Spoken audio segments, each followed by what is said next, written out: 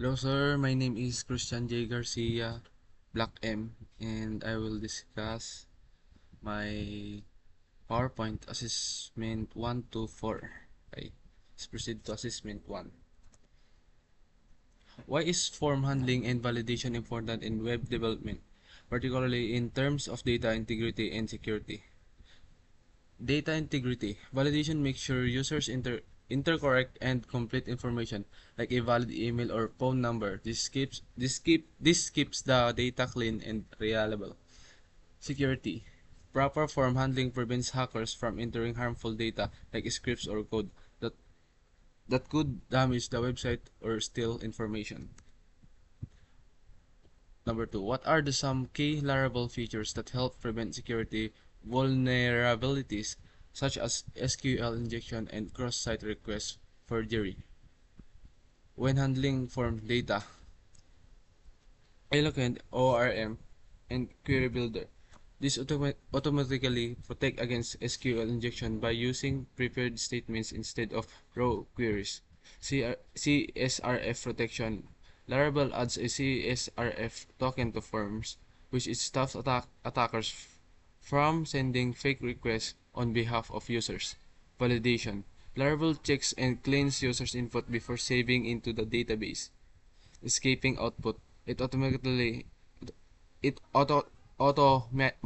escapes data in Blade templates to prevent XSS cross-site scripting attacks. Number 3. Explain how you would create a basic form in Laravel using a Blade template and handle its submission in control. Include an example of how you would define validation rules. To create a basic form in Laravel, make it Blade template with HTML forms tags and add @CSRF for security. In the controller, create a function to handle form submission. Use the validate method to check input. And this is the example code.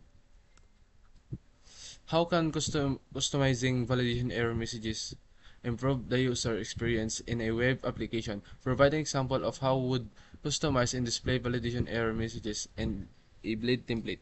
Customizing validation errors messages improves user experience by making feedback cleaner and friendlier. Instead of showing generic errors, users the messages that explain exactly what went wrong and how to fix it. For example, instead of the name field is required, you can show please enter your full name. In a Blade template, you can display these messages under each input field, helping users quickly correct their mistakes and successfully submit the form.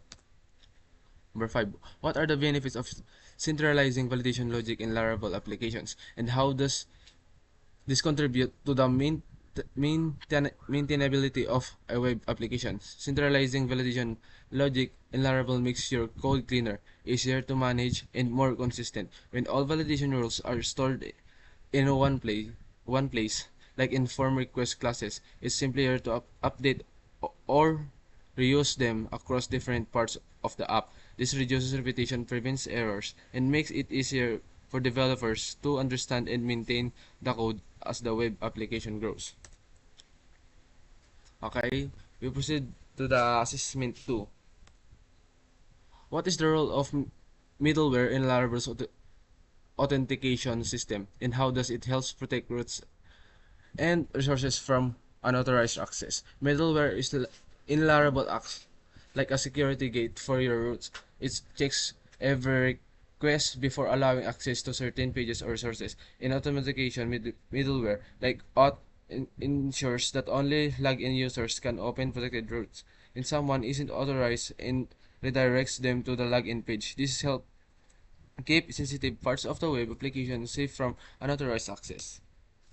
Number 2, how does Laravel's built-in authentication system handle overseas registration and login, including the management of session tokens and the validation of input data? Laravel's built-in authentication system makes sure user registration and login easy and secure. When user registers, Laravel validates the input data, hashes the password, and saves it to the database. During login, it checks to the user's credentials and, if correct, creates a session token to keep the user logged in. This token helps Laravel remember the user across pages, ensuring both security and smooth login experience. Number 3. Explains the importance of security measures like SQL injection, prevents and XSS protection in login registration forms. How does Laravel assist in preventing these vulnerabilities? Okay, security measures like SQL injection and XSS protection are important because they stop hackers from stealing data or attacking your website through login and registration forms. Laravel helps prevent this by using eloquent URM and query builder, which automatically protect against SQL injection, and by escaping output in blade templates to stop XSS attacks. These built-in protections keep user information in the application safe and secure. Number 4. How would you create and apply custom middleware in Laravel to restrict access to specific routes based on user roles, such as an admin-only route?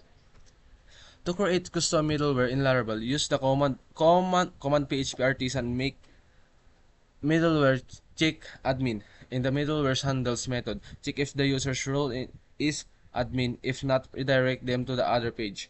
Then register the middleware in kernel.php and apply into routes using middleware check admin. This ensures that only users with the admin role can access specific protected routes.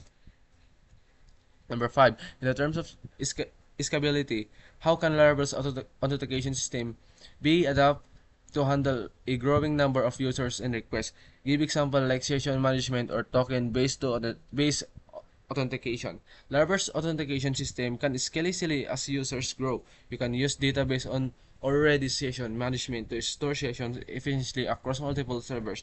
For APIs or mobile apps, token-based authentication like Laravel Sanctum or Passport helps manage many users securely without sessions. Load balancing, caching, and using queues for background tasks also help Laravel handle more requests smoothly and maintain fast, secure authentication. Okay, we'll proceed to the assessment tree. Number 1. What are the key steps involved in implementing the create operation in Laravel, and how do the blade views and form handling play a role in process? The key steps in implementing the create operation in Laravel are: create a route for showing and submitting the form, build a build a blade view with a form that includes @CSRF for security, handle the form in a controller using request, validate, and save data with a model, redirect or show a success messages after saving. Number 2. Explain the importance of data validation and sanitization in CRUD operations.